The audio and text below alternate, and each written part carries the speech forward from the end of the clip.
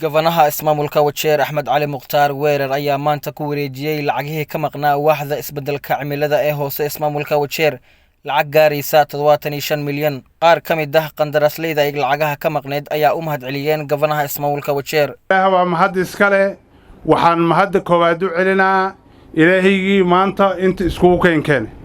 mideeda labaad waxaan mahad u celinaa gofanahayna sharafta leh programkan oo climate change oo 2015 la soo bilaabay oo ku istaagay 2018-2019 programkii 2018-2019 la qabtay oo dhibaato badan lala soo kulmay oo lacagteeda la heli waayay oo dacwo iyo qubiqac wax badan la soo maray yaa muddadii yareed oo xafiiska imaaday yaa si degdeg ah u hirgelisay.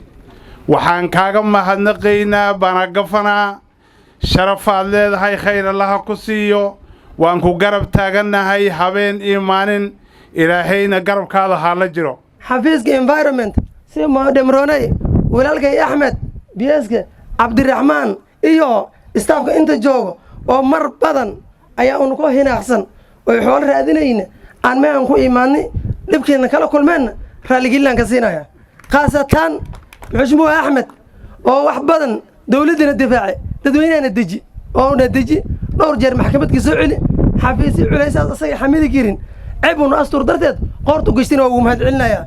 waxaan idin leeyahay Mashmuud gofana garabkaada Allah gala gofana waqtiga Allah ka dhiga dadweynaha ha waa gaartay.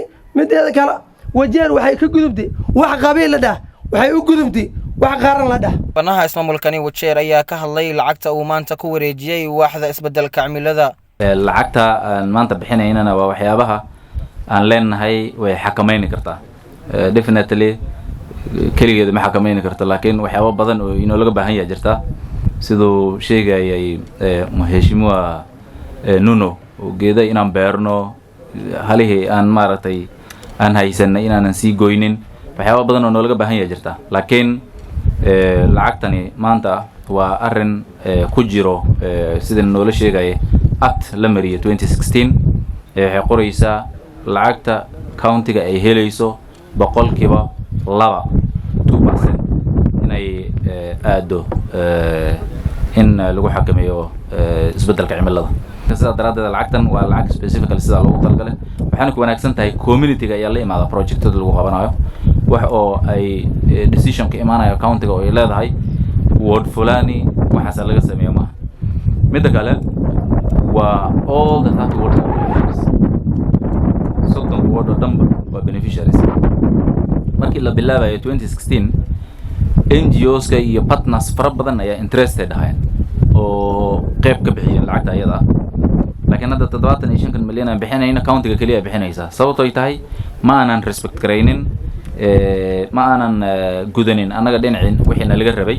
sida dareedada ayagoo dhanba way ka baxeen sida dood maqlayseen roonay hadalkeeda. marka hadda maadaama aan bixinay midii 2020-2021 budgetkana 80 ay noqonaysaa aan insha Allah gelinay budgetka. waxaan filaynaa inay trigger garayso support also from both the national government and the donor communities si ay lacagtaas inoogu kordhiyaan wax badan lagu qabto. marka aad iyo aad u mahadsantiin.